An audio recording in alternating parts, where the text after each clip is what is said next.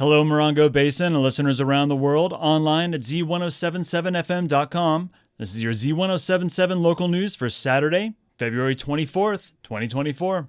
90s nostalgia is pretty popular right now. Most weekends you can spot toddlers wearing Nirvana shirts, and online there's plenty of pining for a time when video rental chains like Blockbuster held all of your evening's entertainment within their walls. A curated but limited selection of movies that forced you to finish what you were watching no matter what the quality of the flick was. In a world of unlimited streaming where you can ostensibly watch anything you want, this old model of movie delivery feels like a throwback that most people want to leave in the past. However, there is an advantage to heading to a physical location for your movie procurement. If you find yourself endlessly scrolling streaming services just to find something to watch, there's a great and free alternative that can add some browsing Blockbuster feelings to your movie nights. And that's your local library. I was at the Yucca Valley branch this week, and while looking through some periodicals, I was drawn to the DVD wall that was filled with movies and TV shows. Your library card is for much more than just books, and after spending a few minutes browsing the wide selection of movies, it reminded me of what's so great about physical media and finding a movie in a physical location. First off, streaming is getting more expensive with some services adding commercials, even if you pay for the service. Then there's the selection.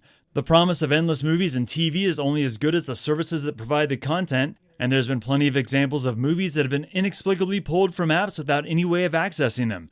Sometimes it feels like I'm being served the same movies on every streaming service, the algorithm endlessly trying to weasel its way into what it thinks I want to watch. That's what's so great about the DVD wall at the library. I left with a couple great movies that hadn't shown up on my radar for years. Most DVDs are free to borrow for 7 days with your San Bernardino library card, and DVD players are still available in retail stores, thrift shops, and probably your closet. The next time you find yourself endlessly scrolling through the same apps, do a little time traveling and cruise down to your closest library for a throwback experience that scores you some free entertainment. You can see this story on our website for links to your local libraries and details on checking out DVDs and Blu-rays. That's at Z107.7fm.com. One of the joys of desert living is the seemingly endless space to create art without boundaries.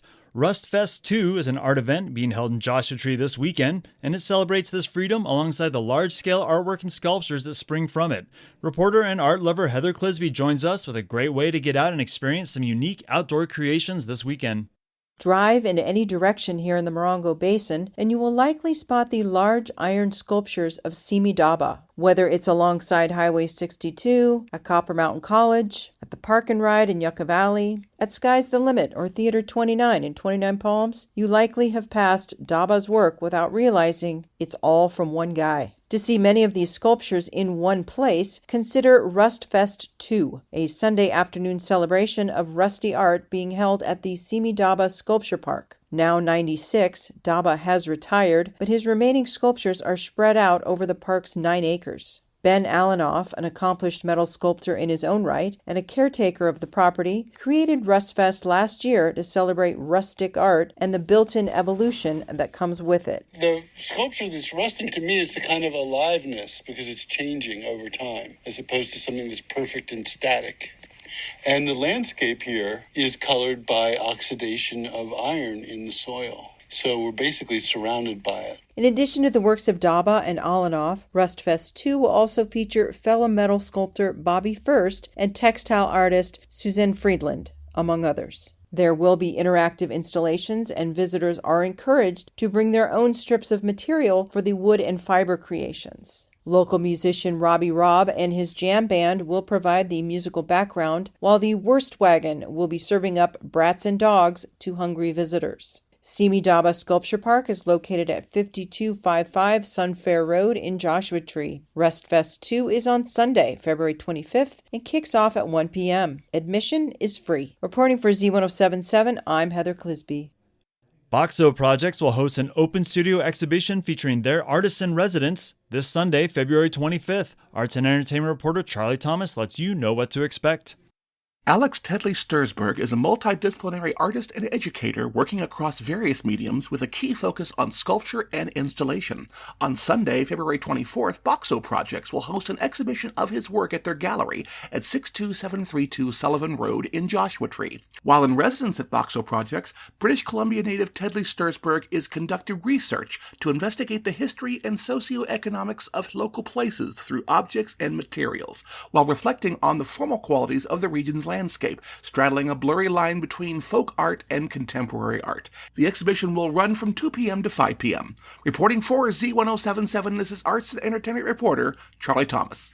All right, save the date. The 29 Palms Rotary Club Carnival is returning next month. Currently scheduled for March 21st to the 24th, the carnival is always a great spot for family-friendly fun with members of your community. The carnival will transform Lucky Park into a bustling boardwalk of thrill rides, delicious food stands, and of course, those tenaciously tempting carnival games where you can try and win a SpongeBob that will barely fit in your back seat. 29 Palms Rotary President Daniel Mint says that the club is grateful for the support of all the volunteers and city staff that make events like the Rotary Carnival possible. Save the date for next month's event. It's the 21st through the 24th, and Z107.7 will have updates on ticket prices, carnival hours, and vendor opportunities when we get them. And that's your local news for Saturday. You can find local news 7 times a day, 7 days a week at 7, 8, 9, noon, 4, 5, and 6. More Morongo Basin residents get their local news from Z107.7 than any other source. Reporting out of Joshua Tree, California, alongside the award-winning Z107.7 news team, I'm Robert Hayden.